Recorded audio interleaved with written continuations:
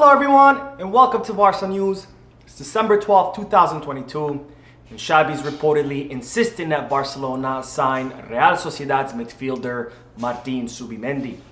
Also, the club is currently receiving a lot of interest in regards to Alejandro Valde, and it's reported that Barcelona are currently tracking Morocco's midfielder Onahi. We have a lot to discuss, so let's begin. Hello everyone and welcome to the channel. My name is Mo, and once again there are no World Cup matches today as the remaining 4 teams are preparing themselves for the semi-finals, which are due to begin tomorrow when Argentina are gonna face off against Croatia, followed by France versus Morocco the following day. Now, speaking of the World Cup, I do want to touch on something that I forgot to mention in my last video, and it has to do with the elimination of Portugal at the hands of Morocco in the quarterfinals. Now, as I reported previously, once Morocco eliminated Spain in the round of 16, the Royal Spanish Football Federation decided to fire their own coach, Luis Enrique. And as I mentioned, I believe that that's a grave mistake because Luis Enrique was building a brand new project with a lot of young talent, and he should have been afforded more time to continue developing the project and growing it, especially as those young players gain more experience and become better. Now, the mainstream Spanish media, which are mostly pro-Real Madrid, have been praying since day one for the demise of Luis Enrique because they were upset that the Spanish Football Federation had hired a Catalan and a former Barcelona player to head the Spanish squad. And they were even more mad when Luis Enrique called up more players from Barcelona than Real Madrid to Spain's national squad. Now, as soon as Morocco eliminated Spain, the mainstream media in Spain immediately put the entire blame on Luis Enrique.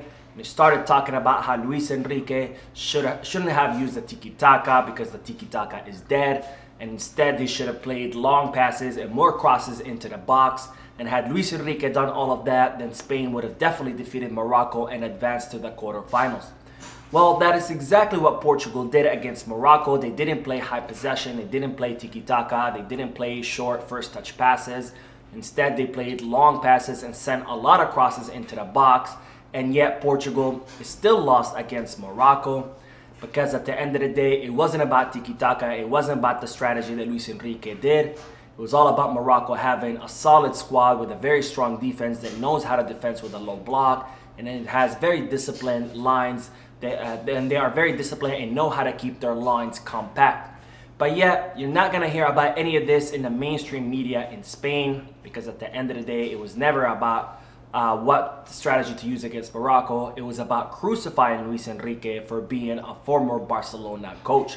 Now, this is, of course, a big shame because it's sad to see the mainstream media of a country praying for the demise of their own team just so they can say, "I told you so." And it's even more sad because it goes against the integrity of the media in Spain, because the media is supposed to report on football with an unbiased agenda, but yet the mainstream media in Spain always looks to follow their own agenda, and they always twist the narrative to fit that agenda. Because as we saw when Morocco defeated Spain, it was dubbed as an absolute catastrophe, and how could Spain lose to such a small team? But yet when Morocco defeated Portugal, it was no longer about Portugal, or it was not longer a failure. It was more about Morocco having a strong squad and making history. Now, this is of course an absolute shame, and this is one of the main reasons why I decided to create this channel, because I wanted to create an outlet where I could bring you the most up-to-date news about Barcelona without any agenda and without any bias. And speaking of the channel, if you haven't hit the subscribe button yet, please make sure to do so. It's free, it only takes a second, and in doing so, you will be helping this small and humble channel continue to grow so I can continue to bring you the most up-to-date Barcelona news. Now, on to the news that the first team returned to work today at the Ciudad Esportiva Sporting Complex after having the weekend off. And once again, we saw all the players that didn't partake in the World Cup, such as Marcos Alonso, Héctor Bellerín, Iñaki Peñas, and Sergio Roberto. And they were all joined by Frank Kessie, who seems to have recovered from his injury. Now, even though Ronald Araujo had initially participated in some of the trainings last week, he's currently on vacation in Uruguay with the permission of the club, of course. Now, both Mark ter Stegen and Andreas Christensen are expected to join the team this week, since both of their teams were eliminated in the group stages.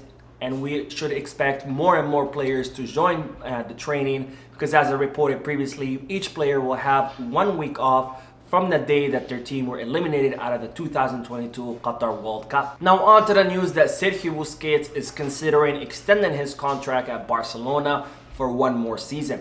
Now, as I've reported many times before, Sergio Busquets' contract with Barcelona will expire in the summer of 2023.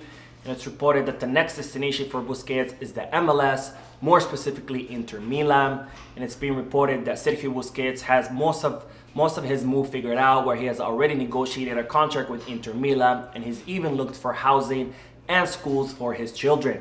Now, as I reported previously, Xavi wants Sergio Busquets to remain at Barcelona for 1 more season as a secondary role, so he can train his replacement and he can continue to help in the locker room as a leader.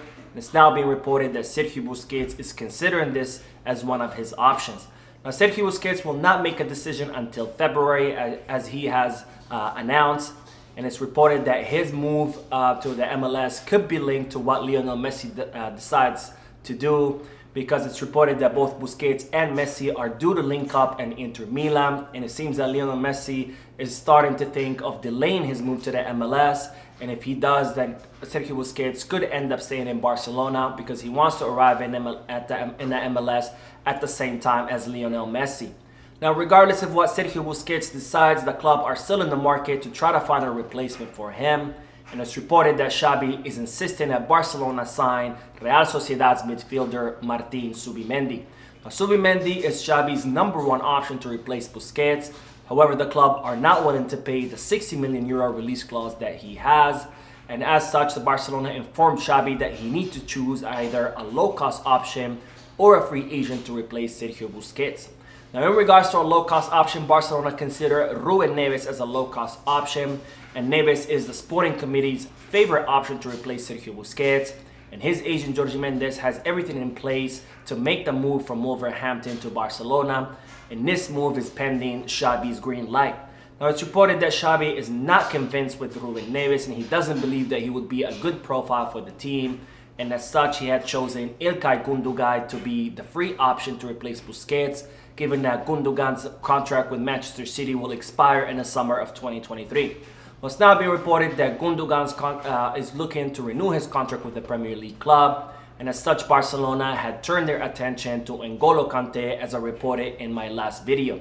Now, Barcelona are reportedly in talks with N'Golo Kante's camp to bring him over to Barcelona as a free agent, given that his contract with Chelsea will expire in the summer of 2023. And this move would be contingent on Barcelona making an exhaustive physical exam of the player to see whether he has recovered from all the injuries that he's been dealing with as of late.